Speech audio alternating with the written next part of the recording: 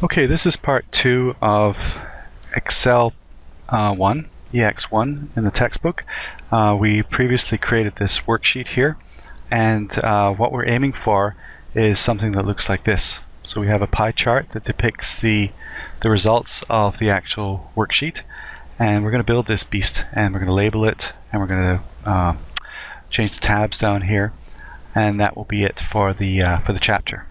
So let's go back to our worksheet here. If you look at all this data here, as human beings, we're not very good at picking up on trends and how the data is presented because it's a bit overwhelming. So one of the best ways to depict data from an information transmission perspective is to chart it. And what we're going to do is create a 3D pie chart.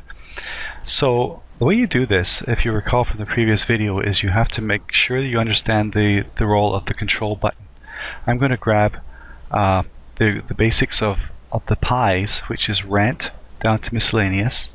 Those are the names of the pies, and over on the right hand side are the totals that are for each pie. So the rent is 4,800, food is 36, tuition is 33,000. As you'll recall, this is a blob of data that is removed from this blob of data on the left hand side. So the only way we can link them up is pressing the control button. So I've selected this blob here that represents the slices and the names of each slice.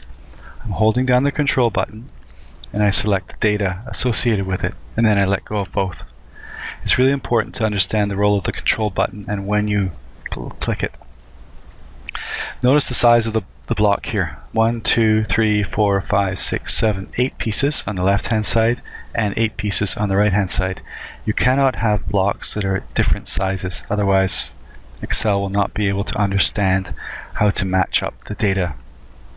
At this point, you click on Insert, and then in the middle here you've got Charts. Click on the one that's of interest. We're going to be interested in charts, pie charts.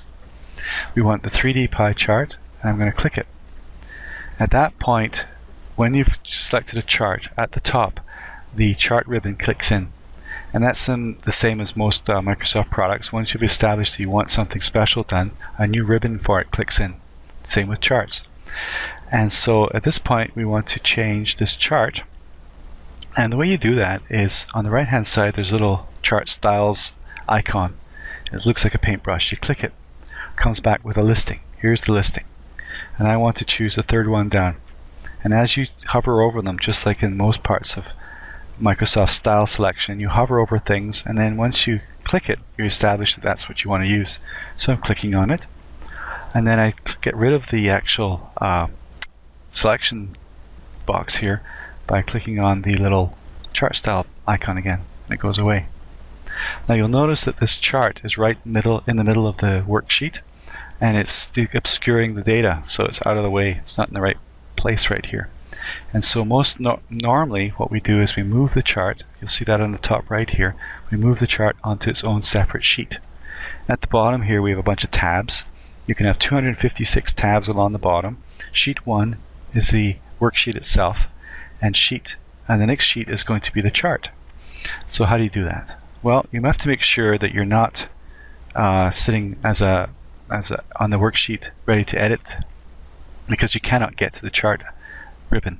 You must click on the chart itself to establish that the chart stuff is what you want to do.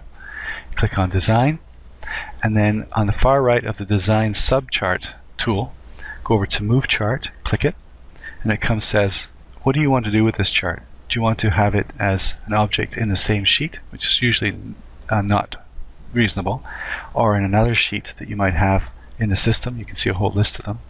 But normally we put it as a new sheet. You'll see a little depiction of a tab down here. And we're not going to change the name at this point, but you can, and click OK. On the bottom left, you'll see now we have Chart tab added, and there's your chart. Now I want to change this to monthly expenses.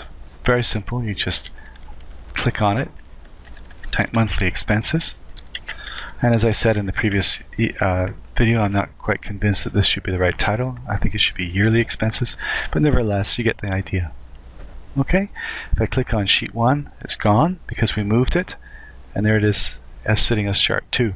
You can move these tabs around by simply holding on them and dragging them with your left mouse button, you'll see the little black arrow indicating where you might plunk it. Alright, so you can move these things around to your heart's content. The plus sign down here indicates that you're adding a new sheet. So if I click on the plus, there's sheet 2. And you can have 256 of these going along the bottom. I don't want sheet 2, I'm going to delete it. There's your right click, delete. If I wanted to move this back onto the original sheet that came from, I click on chart. I have to click on the actual thing again. Design, move the chart, make it an object inside sheet 1, which is where it came from. Click OK, and it's back. But we don't want to do that, so I'm going to undo. Well, I'm going to move it back onto its own chart. Notice it's established that chart 2 is where you want to go. That's something I don't like. It should be back to chart 1 because it's really gone, chart 1. Now I want to rename these tabs down here to something that is more meaningful. So I'm going to look as to what we're aiming for here. The actual pie chart is called monthly expenses, and the actual worksheet itself is monthly budget planner. So I want to change it to those two wordings. And I want to, when I'm on the pie, I want this to be orange. Excuse me, and this stays as the way it is. Alright, let's go to the this one here. What was that? I've already forgotten what I'm supposed to do here. Monthly expenses. Alright, so we're going to ours. We hover over the name, chart 2, hover, right click, rename, and then type monthly expenses. Alright, here we're going to call this monthly budget planner. Alright, so I can actually, without right clicking, I can just double click on it. I'm going to type monthly planner, it's less stuff. Oops. Monthly planner like that, and we're ready to, that's good. Okay, now I want to change the color of monthly planner. Now this time you have to right click, after you're hovering over it, right click, tab color, change it to this color here. Okay, and then when you're away on the pie, you actually see it as orange the way it's supposed to be. But when you're actually on it, obviously there's less orange as you might expect. Okay. Now let's do some printing. In most career situations, you'll want to print this stuff. And if I go up to the top here, I have icons that indicate printing, or normally you would go to File and you click on Print. And it comes back and shows you what it's going to look like if you print on this printer that's currently established right here. Notice the problem here. We have income, and then January all the way to July, and then down at the bottom we've got page 2 showing us the rest of the actual sheet. That is not a good way of doing it. So we have to print this onto one page. So how are we going to do that? There is a scaling icon here that you can click on, and you can say fit to one page. So if I click that now, there it is on one page, but it's a bit small. So I'm going to change the orientation from portrait to landscape. And notice how it's a little bit more balanced.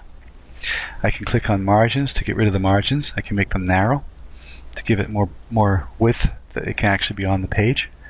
And I can also change the way it's presented on the page in terms of up and down, left and right.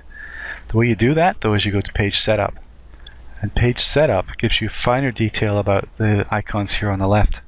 If I go to Sheet, no, it's not Sheet, Page, nope, not Page, oh, Margins, there we go, Margins, Horizontal and Vertical. Just get that out of the way so you can see what happens. Maybe down here, click OK, and you'll see now that it's balanced now on the actual page. Whether you like that aesthetically or not is entirely up to you. I'm going to get rid of the vertical, alright, because I like it at the top like that, so you can put notes and things. I think it looks a little more professional in that way.